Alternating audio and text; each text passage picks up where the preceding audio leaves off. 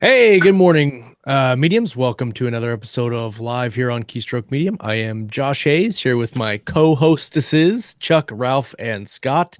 It is season 3, episode 14, and today we're doing a brand new thing on Keystroke, a book club.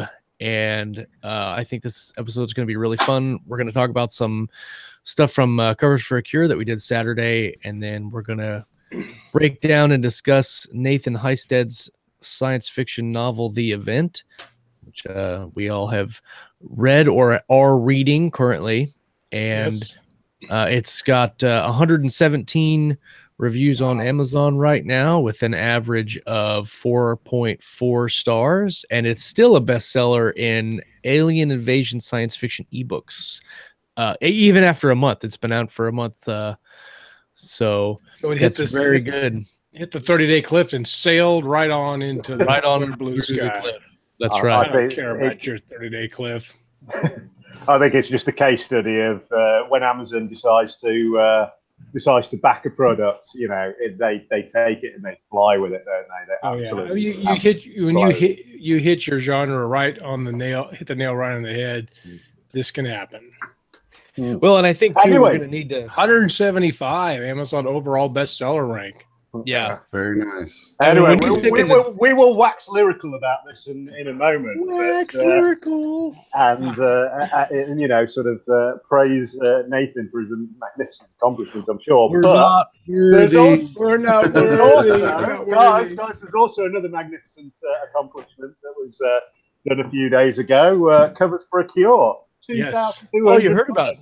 You heard about that? I heard about it on the grapevine. All the way across the ocean. I wasn't there, but I heard about it. Guys, $2,200. How does that make you feel that you've been part of that? You know, I tell you, I was worried about it, obviously unjustly, before the show started, and it's one of those things where you're like, yeah, this is going to go really well and it's going to be good and we're going to keep doing it. And then you have the, like, you know, every time you publish a book, you have that monster on your shoulder that's like, you're the worst author in the world and this book's going to suck and you shouldn't publish this. And you're like, oh, I don't want to publish.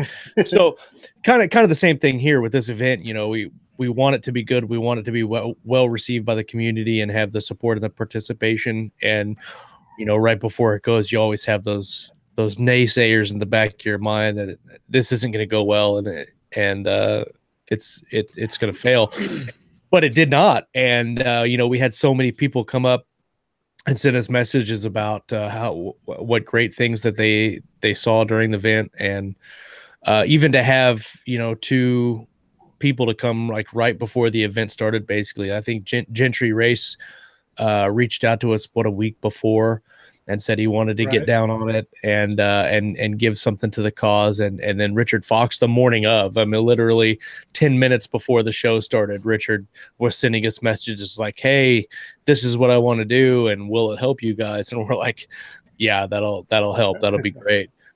So I was extremely pleased with it being the second one. I think the success of the second one definitely will lead to a third one next year. We talked about whether it would or not, because, you know, you get so nervous. I'm always afraid that you have all these people donate their time and products and resources, and then we don't deliver them an audience, which, I mean, I knew we'd have all of our regulars here, but you're always worried this is something a little bit different. And so I was like, you know, what if we waste our time? But it was amazingly fun. A lot of interaction between, you know, the people that watched it live and the bidders, and it turned out to be really awesome. It was fantastic. Well, I was very happy. Like I said, I was just like Josh. I was super nervous. I'm like, what if we suck? You know, on our end somehow. And what about you, Chuck? How do you feel about that? I thought it was fantastic. I mean, coming out of healthcare and stuff, I know how debilitating and how much diabetes affects other parts of the body, and how it's so much harder to treat somebody who's got diabetes. Leads to heart disease, neurological problems, all sorts of things.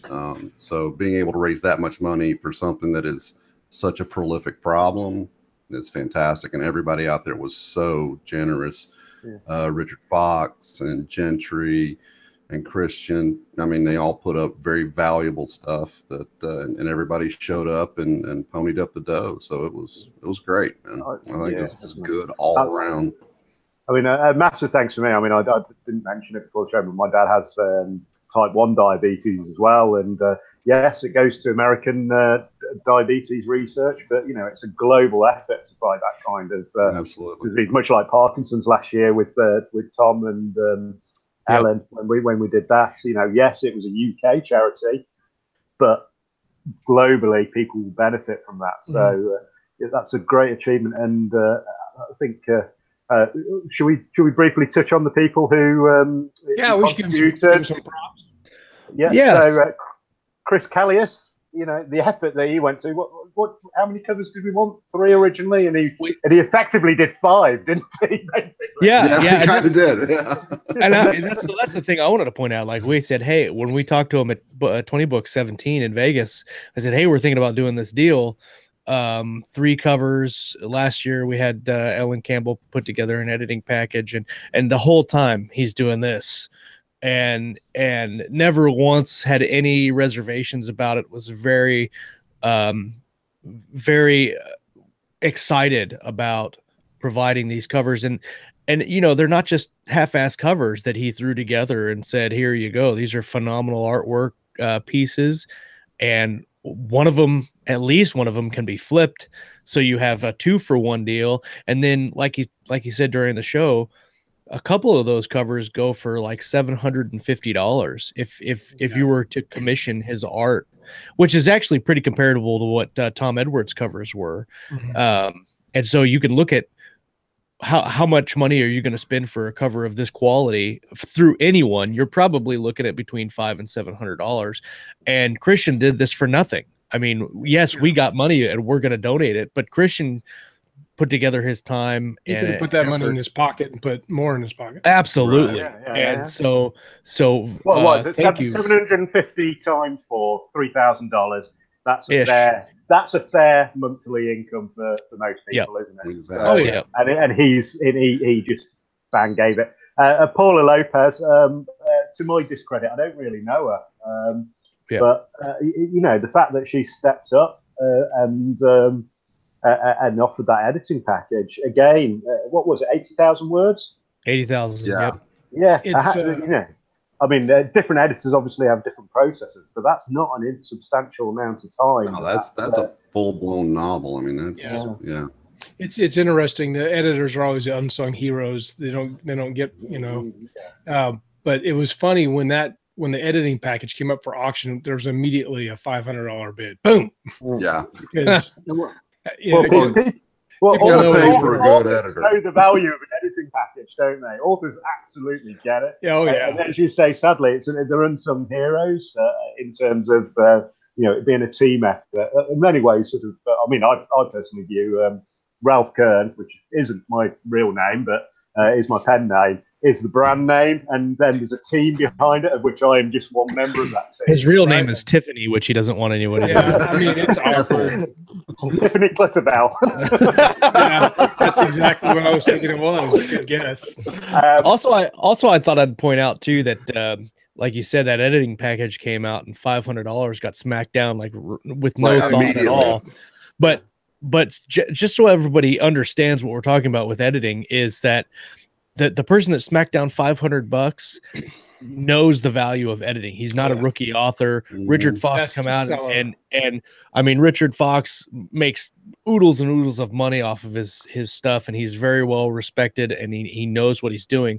So if an author of that quality is slapping down $500 and ultimately slapped down $750 for the editing package, then that should tell everybody who's on the fence about spending the money for editing.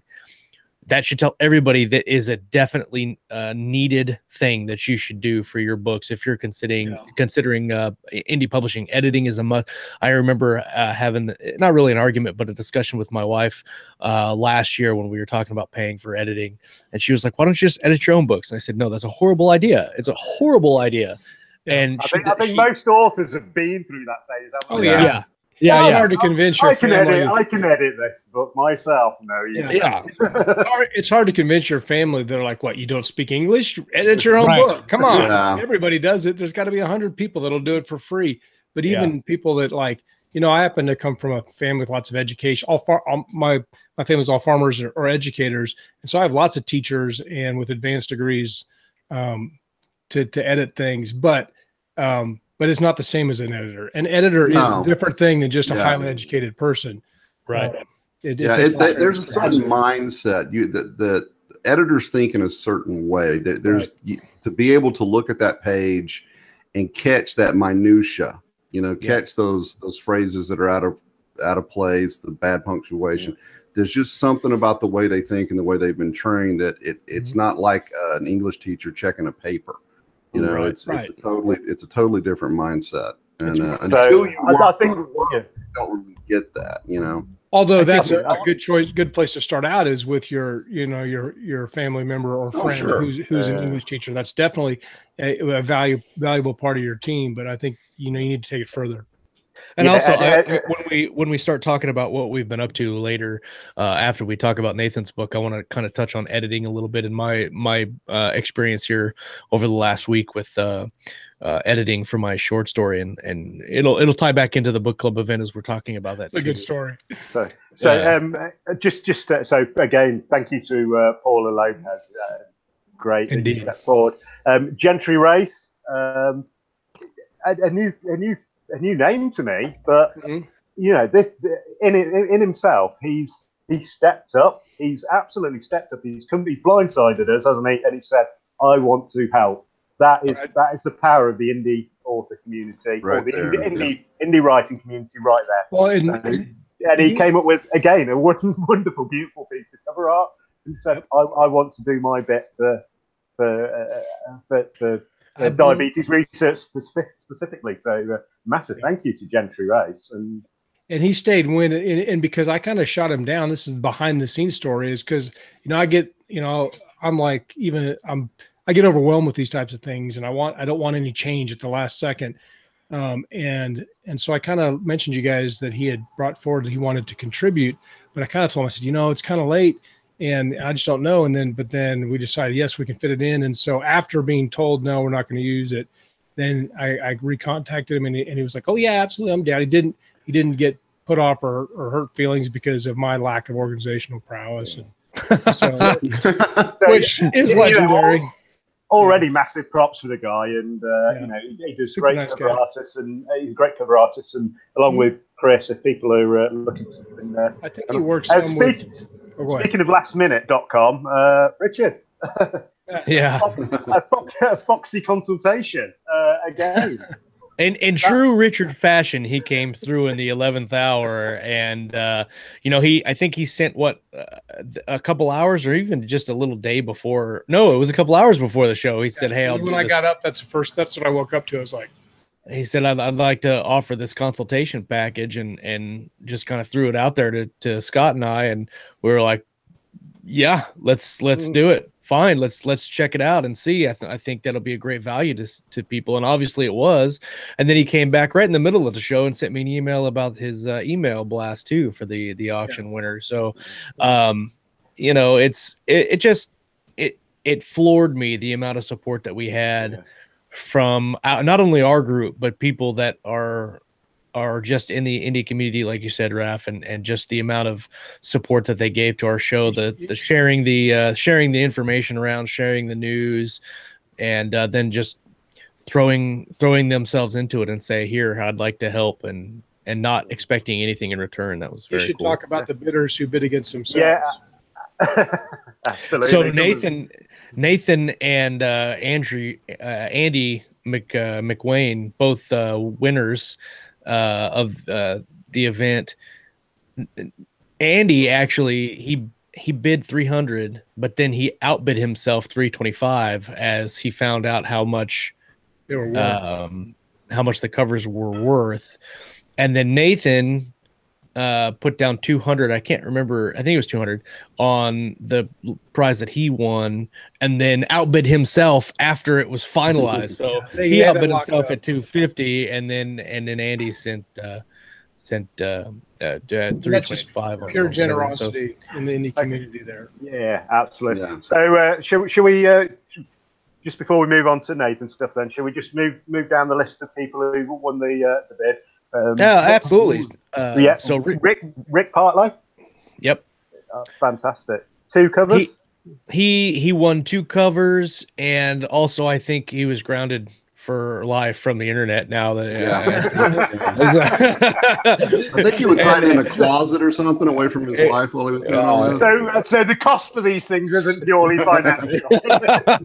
Maybe some relational stressors on that. Andy Yes. McQuain. Andy McQuain. he won a cover and the Fox The Foxy consultation, and Nathan Hystad won a cover, and then Richard Fox got the editing package from Paul Lopez, and Kevin McLaughlin won the Gentry race cover. So also an interesting note, Kevin McLaughlin does the covers for Scott's Dark Landing series, which happens to be our book show sponsor today, and we'll cover that real quick before we move into the event. Dark Landing 7 came out today, and tomorrow. Tomorrow's the 3rd. Coming out tomorrow. It's right. I'm confused on that. But Dark Landing 7 is the one that Scott and I outlined on our whiteboard a couple of months ago, if you guys remember, where we did it live, and we worked out the plot, and then Scott wrote it in. So it's been done for a while, but it's just now releasing, and I'm really, really excited to see what people think about it and read it and see how much stuff Scott decided not to throw in. Like, I don't like any of Josh's ideas. We're going to write it completely different. It was pretty close to it, but I was really, when I wrote it, it's a very interesting process, and I felt it was one of my better things for a while. So, that's well worth it. So I think one more mention, I think, amongst the mediums, I think is worth bringing forward from what I saw when I reviewed after my horrible night shift, where I kicked in the head. Kayleen, I believe she was our fluffer on the she managed to chase people up, didn't she? So yeah. Big shout out for Kayleen. Thanks, Kayleen, for she was a great motivator. Yeah. Okay. She actually got faster in doing her bids, because a couple of times she was slow, and then I think she was just hovering over the keyboard waiting to slap her number in. Oh, that was fun. Awesome. Right, should we move on to the reason why we're here? Yes, let's do that. So today is our first book club event, and this was Raph's idea, and Raph and Chuck kind of took the torch on this one and led us into this kind of new thing that we're going to do. I don't know how often we're going to do it. This is the first one. We'll see how it goes, and if people get some positive things out of it, we'll continue to do it. The event is the first book in the Survivor series by Nathan Hystad. It released last month. Already has 117 reviews with 4.4 star average. It's still a bestseller in the alien invasion science fiction category on Amazon. The second book in the series, I believe, came out today. Maybe that's why I was confused about Dark Landing. But New Threat, The Survivors Book 2 is, yes, it's released today. It is $3.99. The first book, the event, is $1.99. The blurb for the event I'll read, and then we'll get into talking about the book. So here's the blurb. The ships came at dawn. Dean's wife is dead. Her last words: when the ships come, wear the necklace. Then the ships arrived. Cities all around the world reported strange alien vessels descending. Some saw them as heralds of a new age. Others fired everything they had at them. All were taken as the beams lashed down and drew them into the sky. Dean was left behind, seemingly the last man on Earth. A trail of clues left by his dead wife guide Dean on a perilous journey across America and beyond to learn the truth behind the mysterious ships and save humanity from its doom. Everybody say doom. But not everything is as it seems. The event is the epic first novel by Nathan Hystad, creator of the best-selling Explorations anthology series. Right. So Ralph, take it away. Okay. Well, firstly, this is a debut novel. Nathan is a massively known quantity in the indie community for the Explorations anthologies that he's been doing, and before he even published a word of his own, I think he was everyone in the community knew him already. But yeah, I suppose we're here to talk mostly about the book as opposed to the author, and it's a sort of contrast to our normal show. Right. So, firstly, I mean, this is a super strong debut novel. It's so, and it makes some especially brave choices. So, for example, so it starts off with a bunch of ships appearing in the sky, and obviously confusion ensues. You know, what are they here for? You've got a brief segment about how people respond to that. Some people are firing missiles at them. Others are sort of a bit more sanguine. Others are kind of worshipping them in many ways. But it lasts for about a day or so. I'm kind of minded a little bit of, I suppose, the opening scenes of, say, Independence Day, or perhaps the film Skyline or something like that. Is that how you guys would feel about it? Yeah, absolutely. Very reminiscent of those. Yeah. So, but a sense of kind of mystery. You know, that it's almost like there's a force of nature that appears over, and they're not communicating. They're not saying anything. They're not even really doing anything until things start to happen. So I'm just trying to think how much into spoilers are we going to go? Should we say, I was wondering that too, actually. I would say not very far into the spoilers, because part of the appeal of the book is the fact that there are some questions, and I think that's one of the things it does really well. Right. Is it asks these questions, and you're like, I got to know the answer. One of the people on my Facebook group had put on there, because I have a group about just reading, and she said, I stayed up till 4 a.m. reading it. I had to know the end, and so you've obviously done something well. And that, so no spoilers. Yes. Well, should we say we will talk quite openly about, I don't know, the first 25% or so? Sure. Yes. Yeah. Sure. I think that's actually, it's an alien invasion book, so that's all of that part is kind of predictable, really. Yep. Yeah. I mean, one of the things that sort of I thought was both a brave narrative choice and it led to sort of some really compelling scenes was due to things happening. The hero Dean is just alone. He's left on his own. Everyone's been sort of abducted, taken up into the alien ships in the world, apparently, except for him. So for quite some time, you've got him on his own. Well, he's got a dog that he's acquired through it. Got to have a dog. Got to have the dog. Carry the dog. But yeah, for the majority of it's he's on his own. It's a bit of certainly the first half or so. I kind of thought it was almost like kind of an Odyssey format. So he's going from location to location, picking up clues about what's happening. The first thing is, again, if we're covering the first 25% or so and sort of being open about that, Dean is a widower. His wife died at some point previous to the series, and one of the last things she said was, "Keep this necklace on you at all times," and that's and he obviously took that to heart, and that necklace is what saves him from being abducted by the aliens, and then in itself that leads on to the next clue, which is to go to a certain location. Was it the storage facility? Was it or something? And, Go to the storage facility, and you'll find sort of something else you need, which is to then go on to another location. But it's very almost like the Da Vinci Code, that kind of compelling. One clue leads to the next clue, solve the puzzles. That kind of thriller vibe. And I found that really compelling, because you've got the thing where he's got something, and he's got to work it out. He's got to figure out what that will take him to. But also, as he's going from A to B and then B to C, you've got that reader anticipation, or I certainly did, of what's he going to find at the next location? What's going to be the next thing that he's going to discover that means he's got to go on further. How did you guys find that? Did you find that kind of carried you along, or?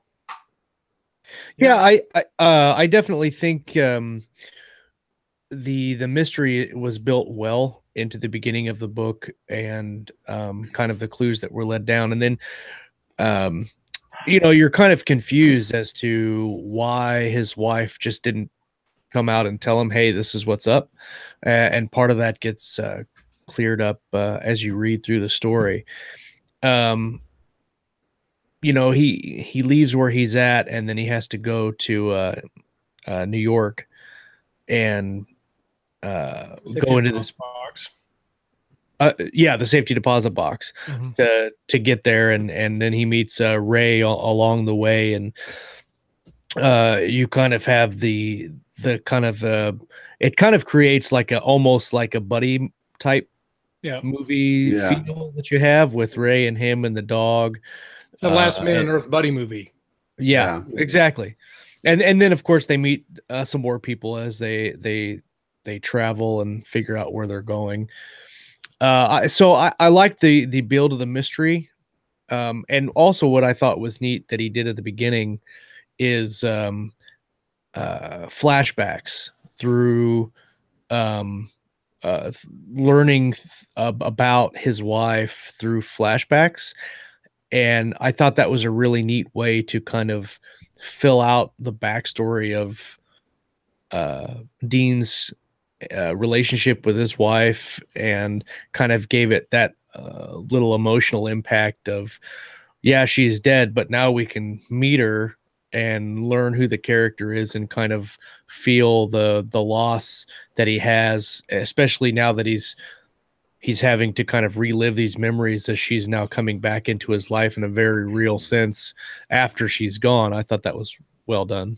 Well, and also those flashbacks were really well done, because as you progress towards the end of the book, the flashbacks actually inform him figuring out stuff that he needs to know towards the end of the book. So not only is he getting to kind of see his wife again, but he's starting to see her in an entirely different light. So there's actually some character growth and change within the flashback. So that was really well done. I think overall this book was very well plotted, and it was very tightly plotted. And for a debut novel, I think he knocked it out of the park in that respect, because he handled those aspects of it very well. And that's especially to say that flashbacks are often considered a bit of a rule breaker, aren't they? In many circles. Yeah. And but you see them all the time.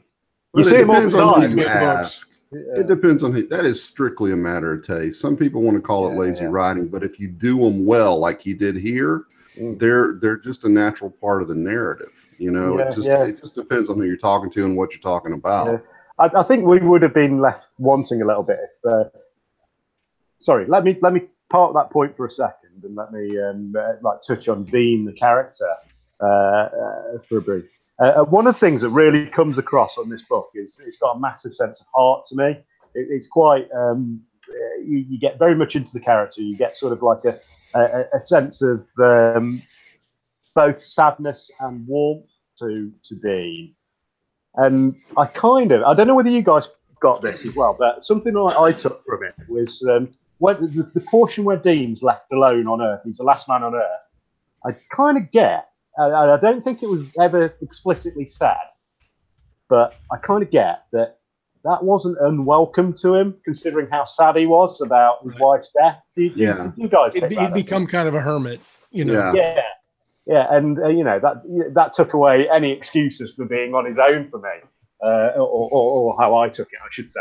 Yeah, even when he initially finds the dog, you get the impression that him taking care of this dog's a big deal for him, because he's isolated himself so much since his wife died. And he is such an everyman. I mean, he's a fucking accountant, for crying out loud, and then he's the last man on Earth. I mean, that's not, he's not an ex-Navy SEAL or something. he's just a guy, which makes him so relatable. Well, and there's a couple. I think all this stuff we're just talking about sets the stakes. If you didn't have that relationship, it's more interesting, because how much it meant to him, so the stakes are higher. And then on the subject of him being an accountant, there's kind of a couple of scenes that show why he wound up in this story rather than the ex-Navy SEAL guy, Right. which is Yeah. interesting. Yeah. Well, that's something I think is again probably one of the reasons why this story is taken off so much. I mean, what is it? 200 in Amazon store? 175. 175. Sorry, I'm After doing a month. doing a disservice there.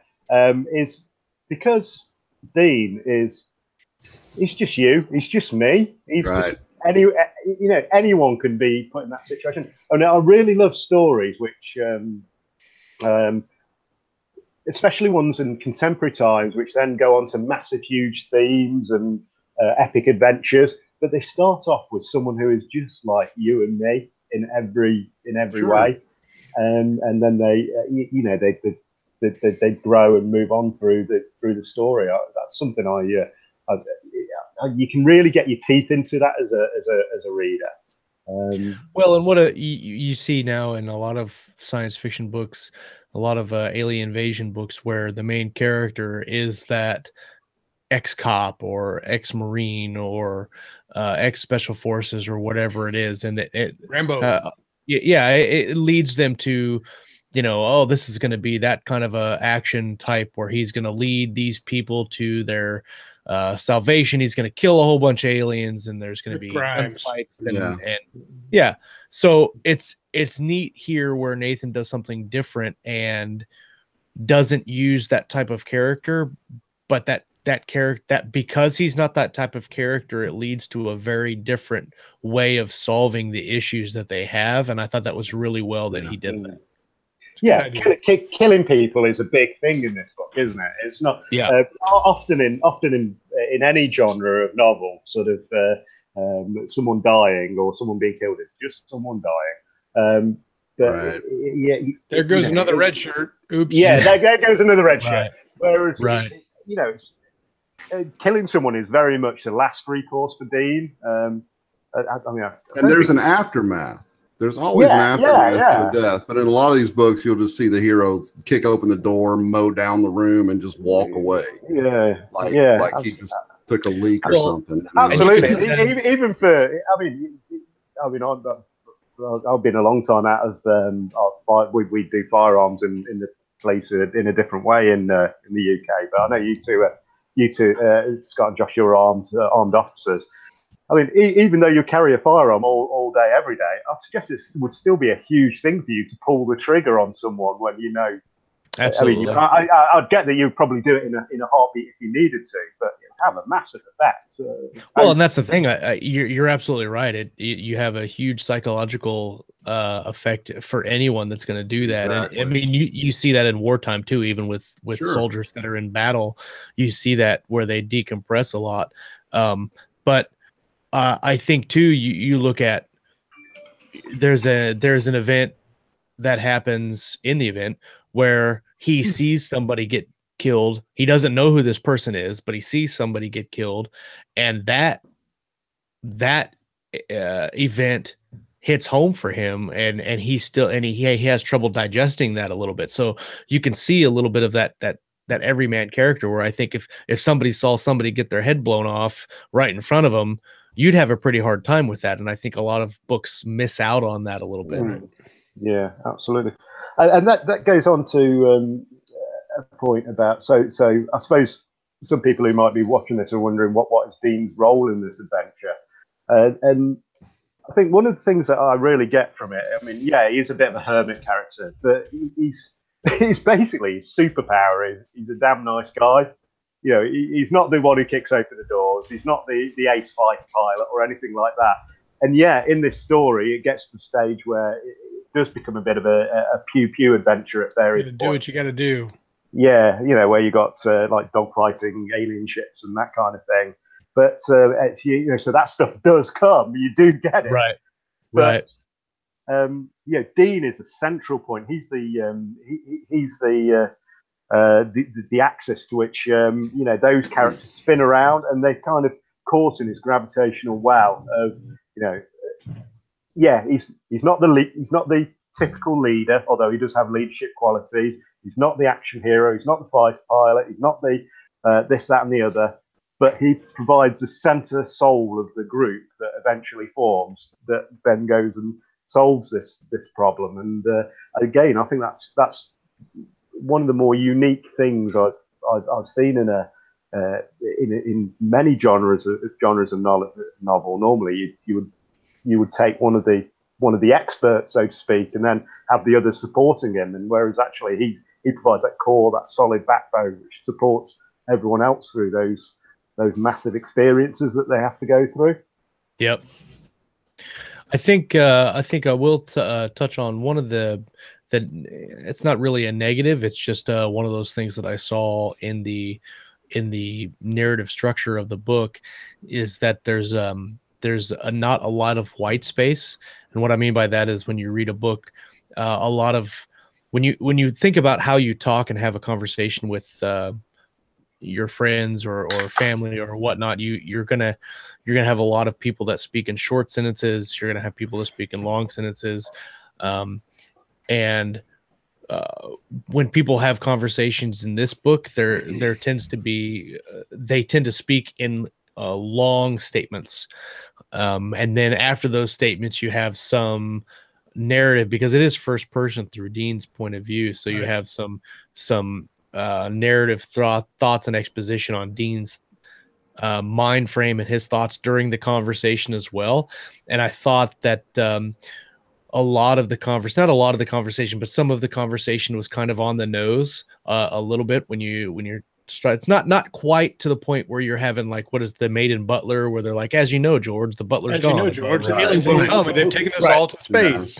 So not that on the nose, but definitely where they're like, speaking of like, I really like this, and Chuck, you said it kind of earlier too, is it kind of shows a little bit, kind of goes to the not lack of, but tending to tell and not show. Exactly. I think again, tight novel, I enjoyed it, but if I had one suggestion for Nathan, it would be take a look at your dialogue, take a look at some of your descriptions and things, because there was a tendency to just say, this is this thing, rather than like describing that thing and giving Dean's impression of it. Right. You know, I noticed a lot of big paragraphs of dialogue where somebody would just start talking and it would kind of go on and on with like no breath, right. Dean doesn't really say, how'd that make you feel? Or, there's no break in it whatsoever. So maybe take a look at that in the future. But aside from that, I thought the whole book was really solid.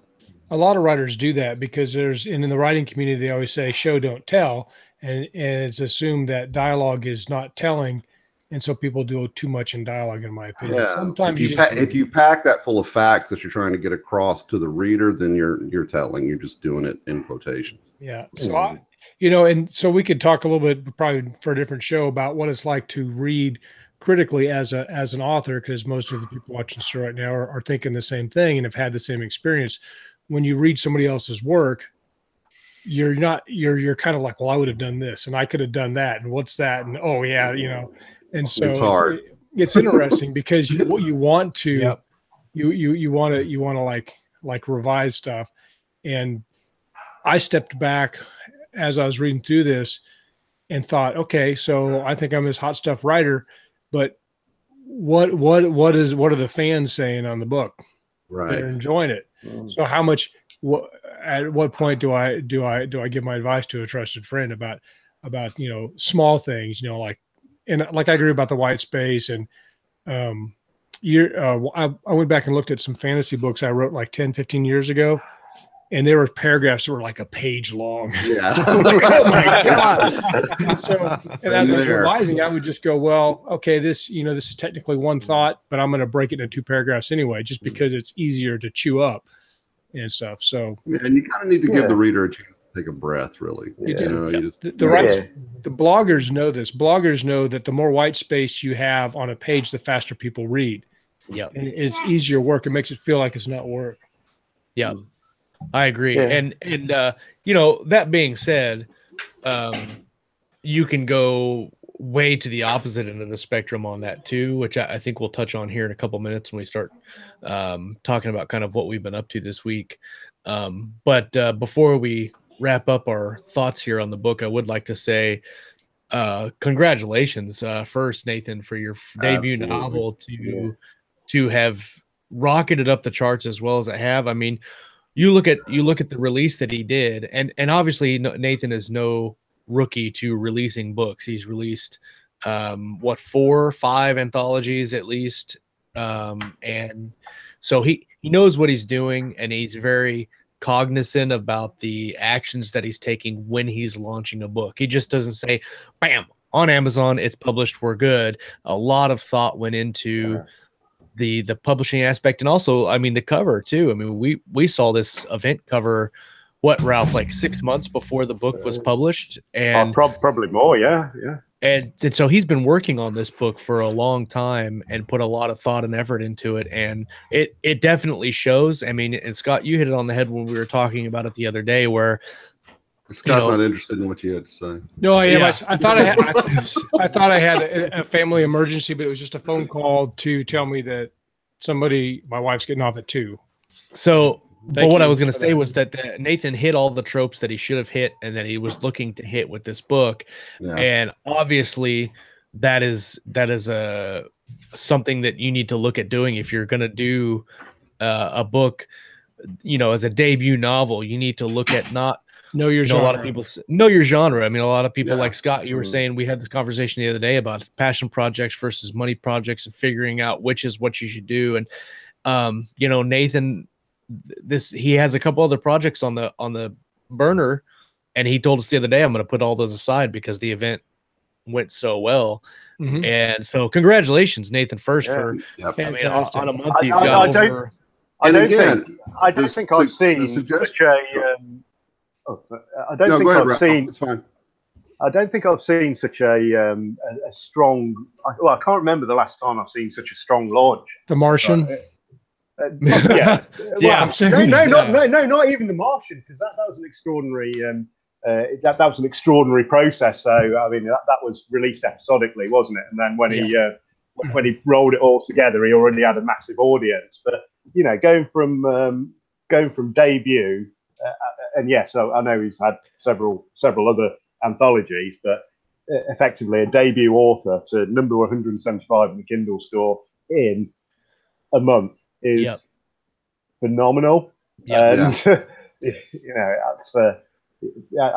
can't remember the last time I've seen it. I've seen something like that, and I do know that because he's a good friend of ours, we're probably monitoring it a little more closely. But wow, there's no two ways around that. He's probably going to have,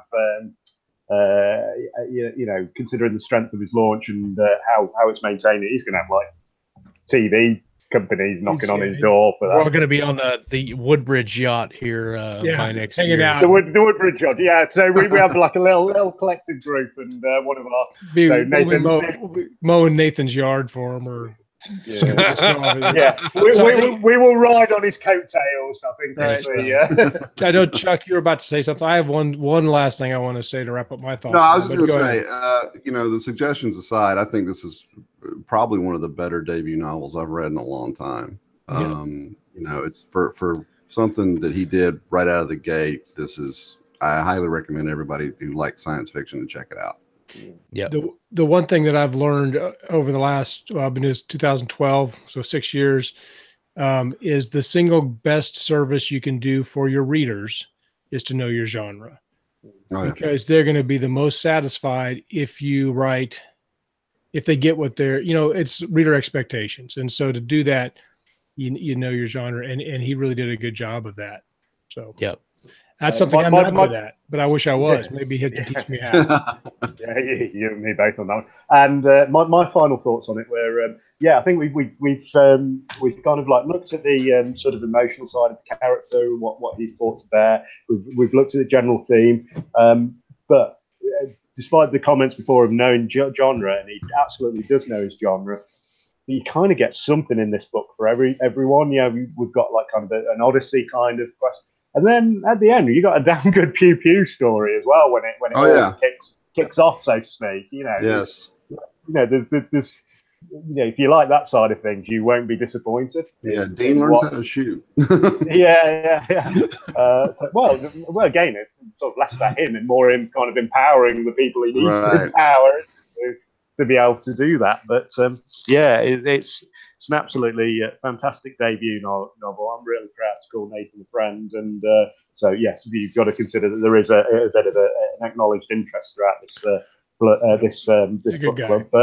But Nathan did not pay us for this review, but we are getting cookies, I think, later. From Canada. Yes. Yeah, nothing like Canadian cookies. And a week on the Woodbridge yacht as well. Right. Which is, that's right.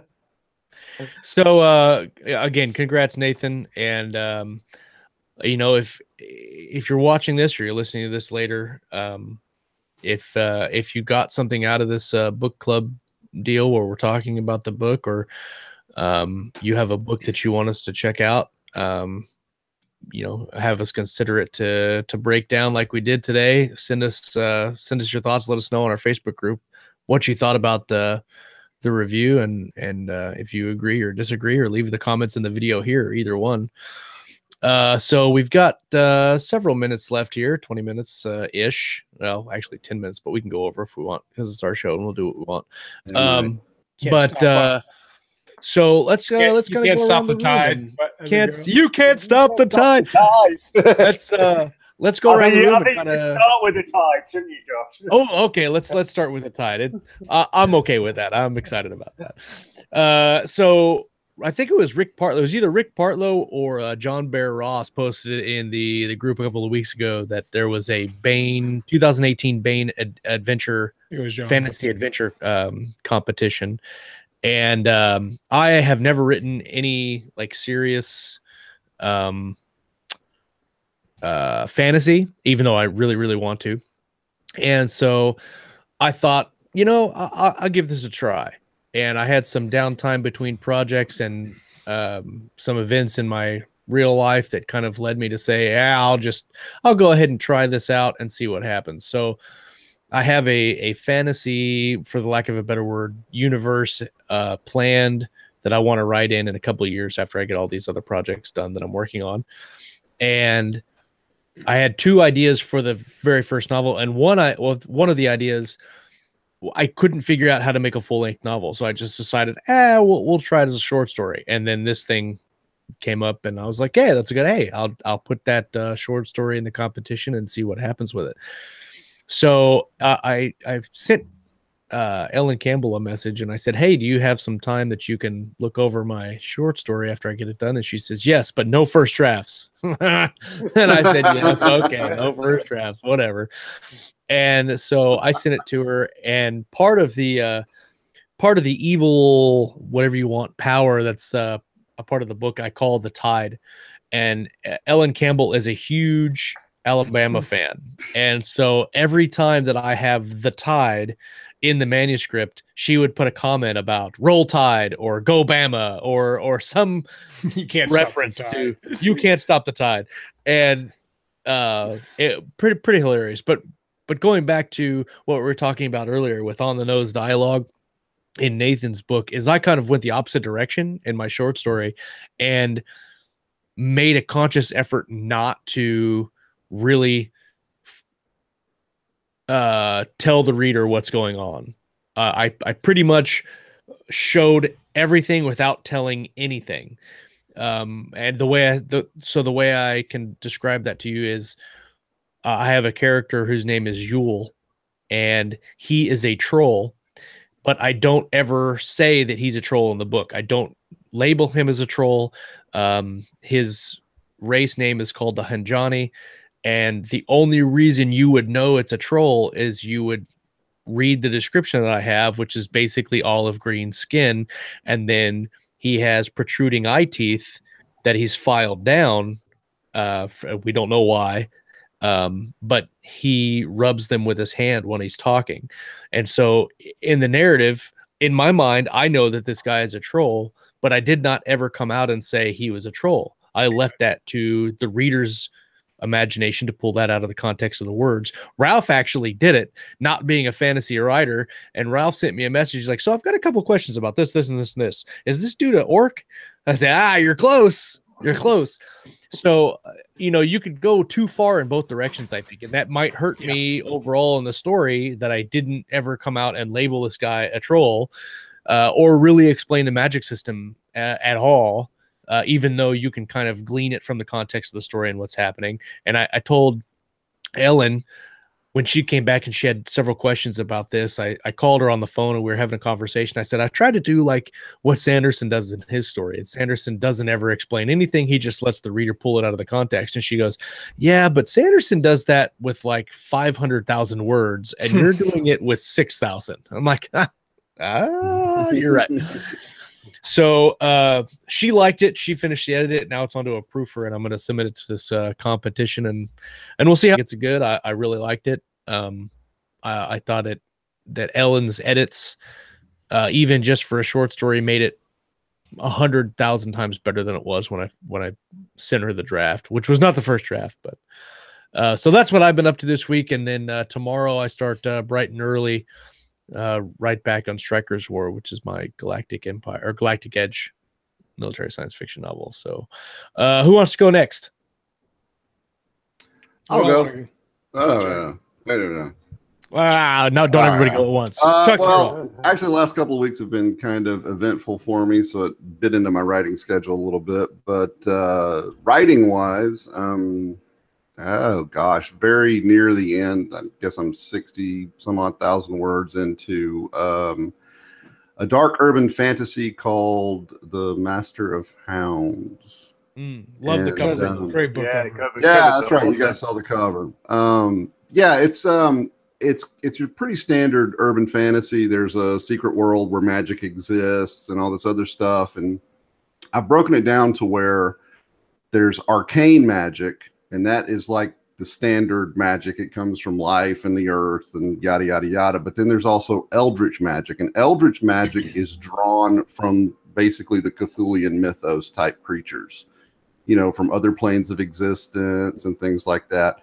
Magic always has a price, though. People who practice magic on a regular basis tend to have mental health issues. I've got is this organization called the Pickman Institute, and it's basically people who try to keep the people who do the Eldritch Magic from doing bad shit to the world, and they use arcane magic to fight them off and yada yada yada.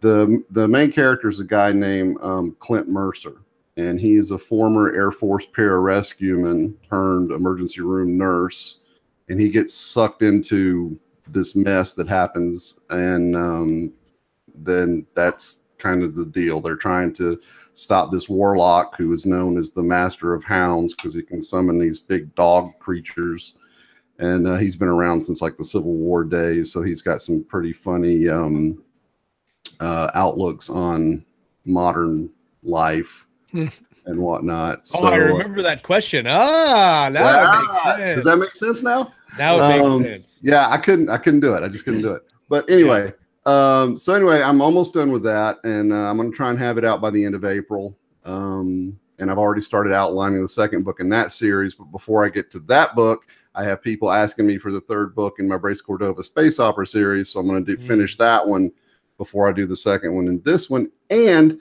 I'm also writing a fantasy story set in this dark urban fantasy setting for that same contest.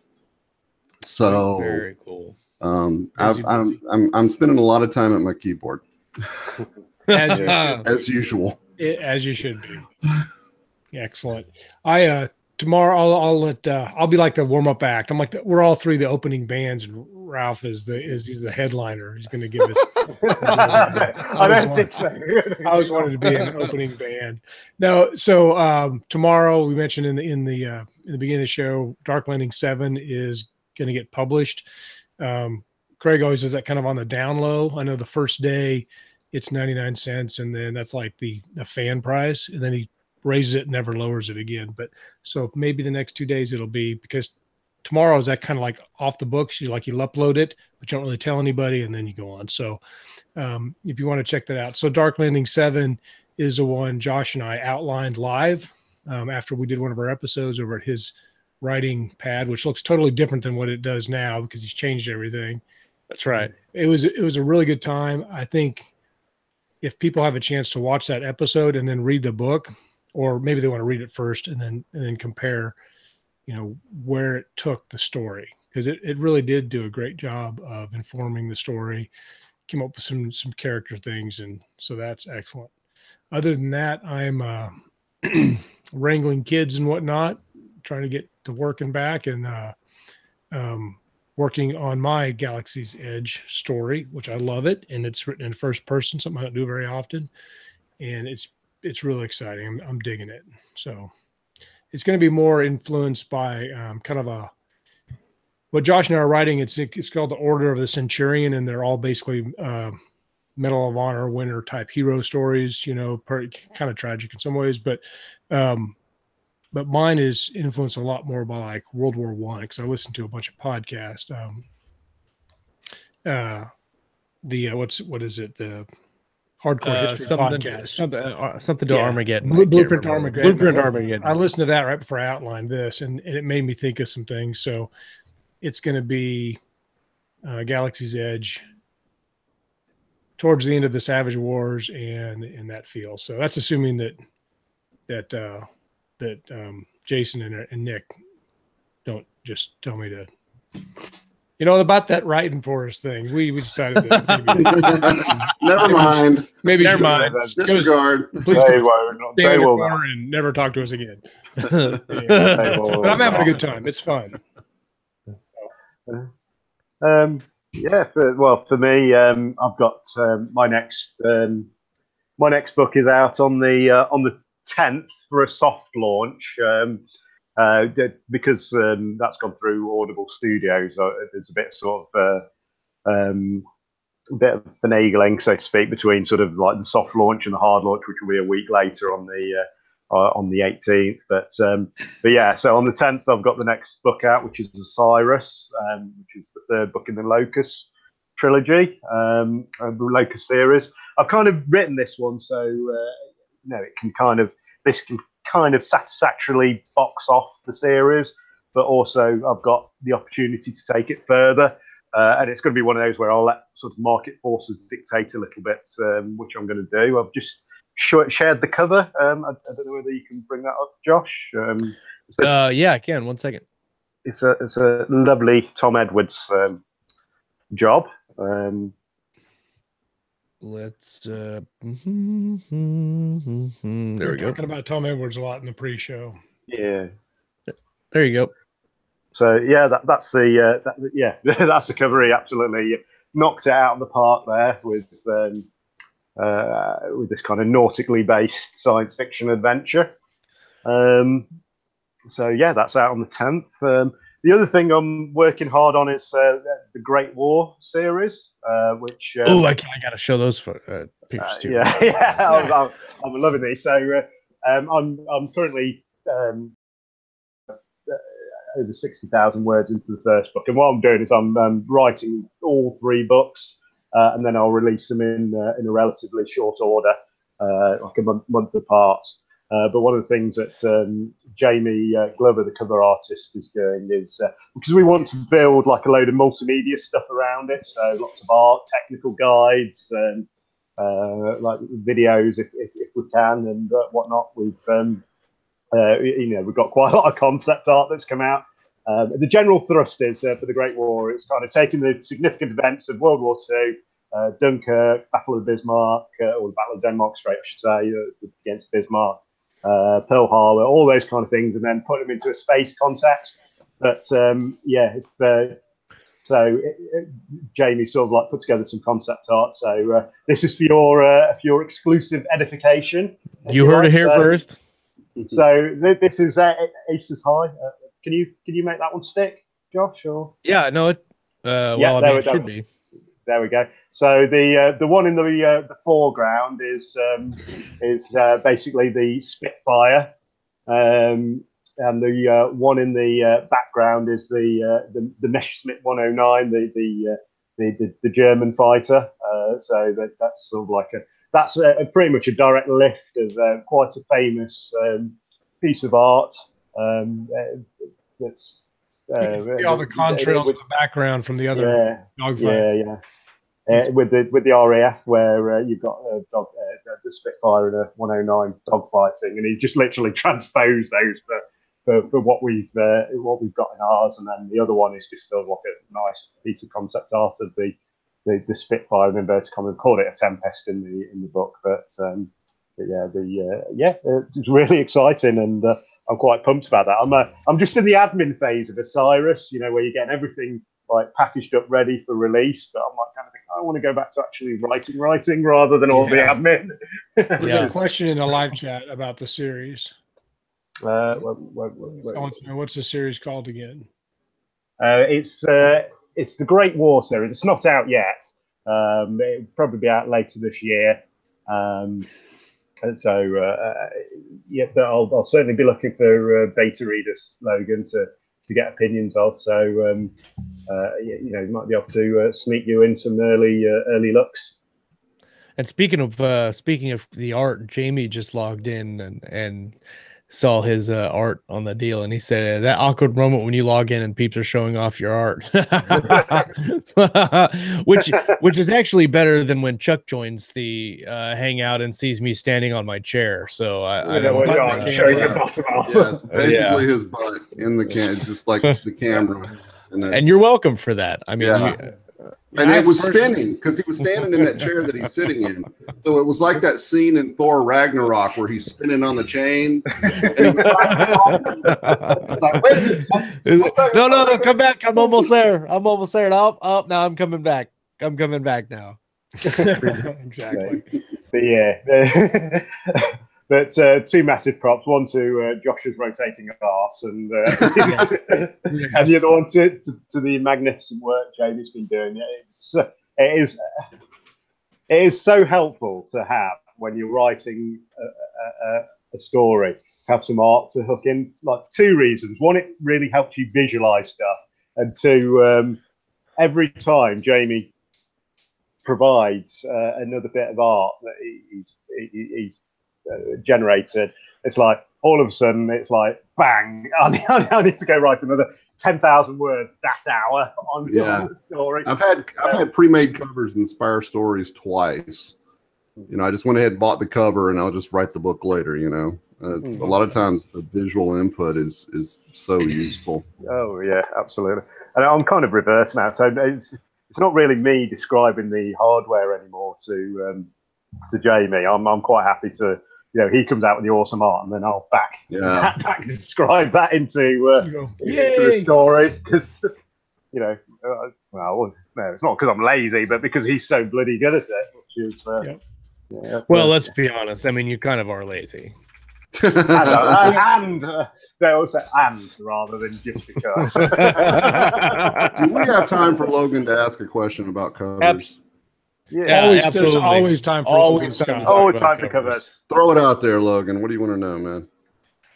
While we're waiting for him to type it up, we talked about second broversaries when Drew Avery came on the show, and Ken Lazito is going to come back on the show next week on the broversary. Yeah, that is a broversary. So Ken Lazito will return, and he hasn't.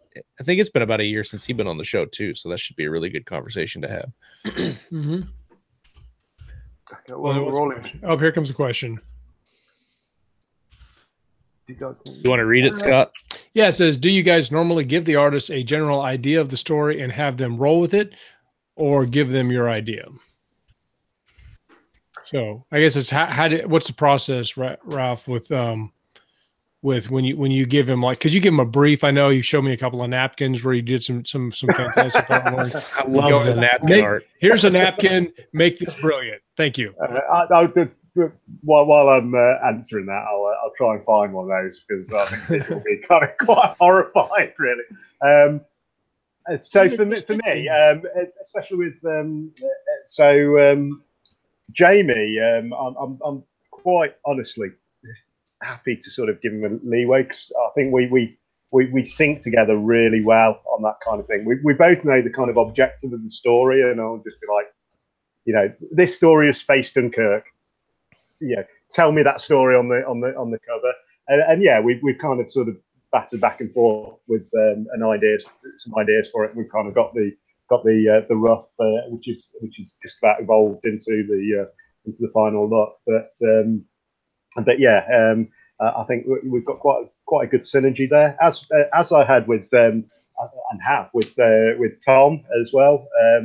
I mean, I remember my brief for Unfathomed. It was basically design me the most advanced cruise ship in the world, and then you know, all of a sudden he comes out with that, or in Cyrus. What I want is a super yacht that's been modified into a warship. Do that for me, and he comes out with that mean looking vessel. But while one of the other guys answers, I'll try and find some of my napkin art for people, which will horrify them. And he says, "Don't believe whatever Ralph's saying. He's forcing me to do artwork. Please send help." Don't let him out of the dungeon. He's actually tied up on camera. I'll get the riding crop back on you, Jamie. Why aren't you doing art now? That's a different genre when you capture your cover artists and lock them in a dungeon and make him make book covers. I have to say though, you know, Jamie's relatively new coming onto the scene to do cover art, and he will take your idea and really just kind of blow it out of the water. I'm not an artist at all, even though I do kind of play around with Photoshop every once in a while. But I had him design a T-shirt for me that kind of went along with my second Terra Nova book, Bloodlines, and I'll just say he knocked it out of the water. I sent him a couple ideas and I asked him, you know, what do you think about this and that? And he sent me a couple ideas. And this is a great thing about Jamie. He sent me a couple ideas and I was like, meh, I get where you're going, but I don't like this, this, and this. Can you do this, this, and this? And then he came back, blew it out of the water, completely blown away with his artwork. Does really well, good work, but also very quick work. I mean, I had my designs within a week, and the final stuff was done within 2 weeks. Very, very easy to work with, and nice guy. I think that's what a good cover artist does, though, is you kind of, like with my last one, I kind of just explained some elements from the book, and then they like kind of put their spin on the story and the way things should look. And it just, I think that's what a good artist can do, is they can take your description and your words and then turn it into something that's visually appealing.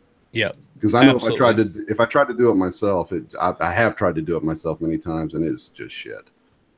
I got these really great stick figures sometimes that they like pew pew at each other. So, but we are running over a little bit. We've gone just a tad over our hour.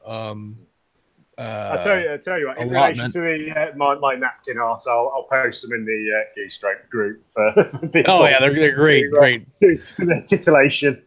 What's crazy about his napkin artwork is that his napkin artwork is completely horrible. I mean, you look at it and you're like, that with a third grader writing with his left hand drew this picture, and then Tom took it and turned it into this beautiful thing. And you're like, so if you could take Ralph's concept on a napkin and turn it into this, that is great work. Just get me close. I'll do the rest. That's what give me the ballpark. So, all right. Well, thanks everybody for coming and hanging out with us on this first book club event for Nathan Hystad's book, The Event. If you haven't read it, go pick it up. If you have read it and have not left a review, do that.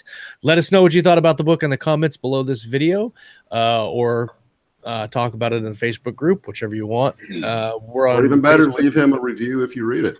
That's right. Yes, absolutely. Find us on Facebook, Keystroke Medium, or check out our website, keystrokemedium.com.